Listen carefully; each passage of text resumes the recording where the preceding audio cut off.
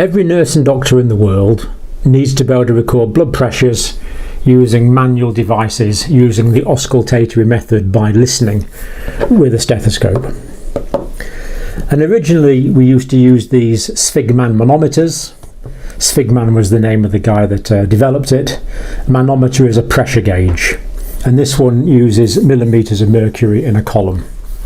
This one's analog and uses a dial. It's the same thing. And what they're both doing is we're going to wrap this cuff around the patient's arm, and as we blow that cuff up and let it down, the pressure in the cuff is going to be the same as the pressure that is recorded on that dial. That's how we know it works. And what we're listening for is sounds called Kortikoff's sounds, after Nikolai Kortikov, the well-known Russian surgeon who first published in 1905.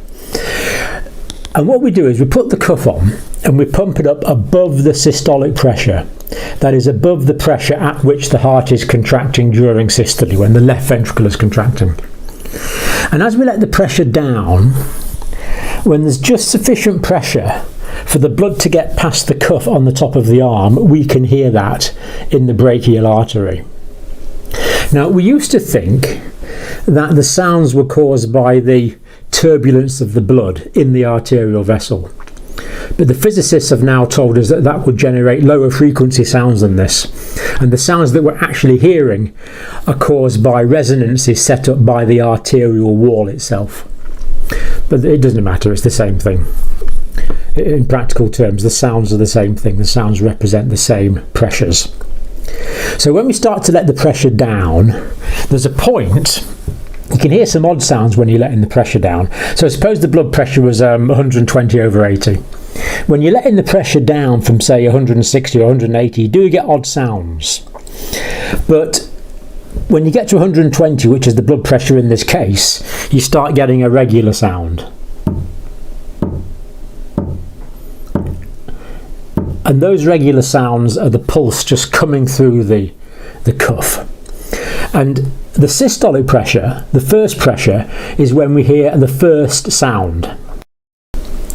So that very first sound is usually fairly faint, but then it gets progressively louder. It gets progressively louder. Now, the very first sound is the systolic blood pressure, the first pressure, in this case 120. Then typically it gets progressively louder. There is a bit of variation in these sounds, but it will get progressively louder. Then you'll have one beat that you hear, which is the loudest one that you hear. Then after that, the beat will become muffled. And then after that, it will die away fairly soon after that. Well, it can be a millimetre or two of mercury after the muffled sound, or it can be as much as 10 millimetres of mercury after the muffled sound, but it will die away. And the last sound that you can hear with your ears is the diastolic pressure. Now, we used to teach that the first muffled sound was the diastolic pressure. We now know this does not represent accurately the physiological situation.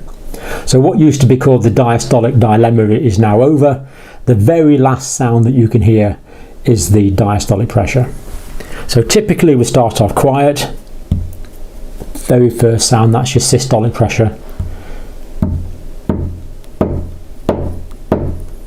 Then first muffled sound. And that very last faint sound you hear is the diastolic pressure. So let's see this done in practice now.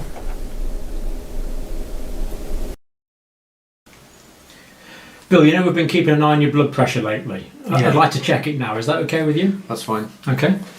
So I'm going to put this cuff onto Bill's arm. Now we can see there's a line there that says artery.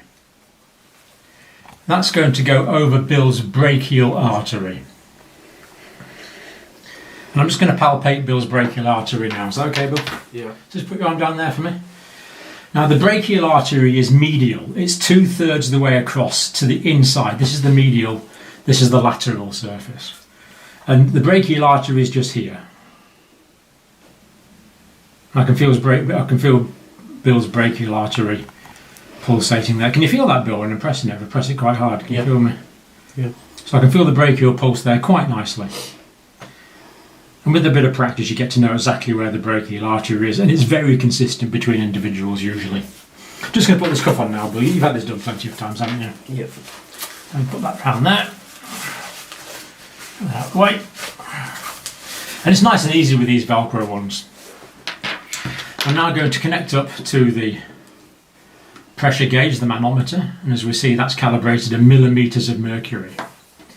Now what I'm going to do is I'm going to tighten that up like that, and when I screw that, that means I can start pumping up, and you'll feel the pressure there, Bill. Do you feel that pressure going up? Yep. And then to let the pressure down, I'm going to turn it that way. And again, with a bit of practice, you can control this really quite precisely. Now, the other thing I'm going to do is I'm going to listen with a stethoscope, and I'm going to listen with the diaphragm side, which is that side. So just make sure I'm open to the diaphragm, so when that's now open to the bell side, turn it that way. It's now open to the diaphragm side. So I'm going to put that over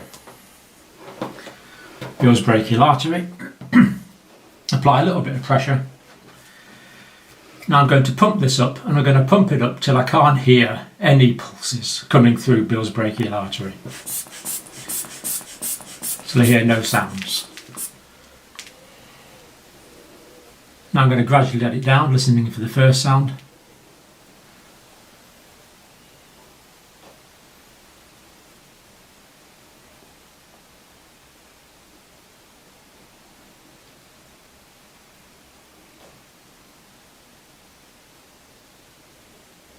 And there we have it. Now I've got Bill's blood pressure, and we'll let you listen to that and see what you think it is.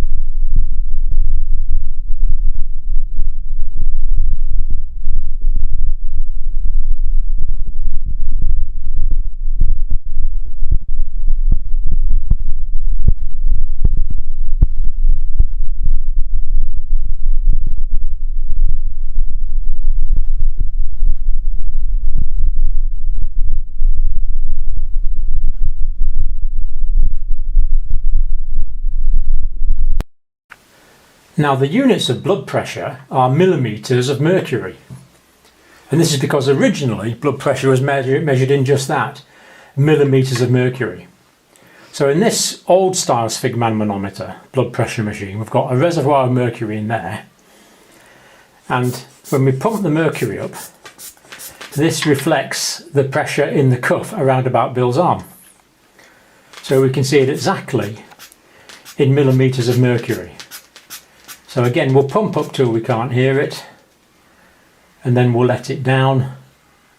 And as we listen for the sounds, we'll work out what Bill's blood pressure is. And this is actually the most accurate way to do it, because the specific gravity and the density of mercury, of course, is never going to vary. So have a listen to Bill's blood pressure when we take it with mercury and see what you can hear in terms of the sounds.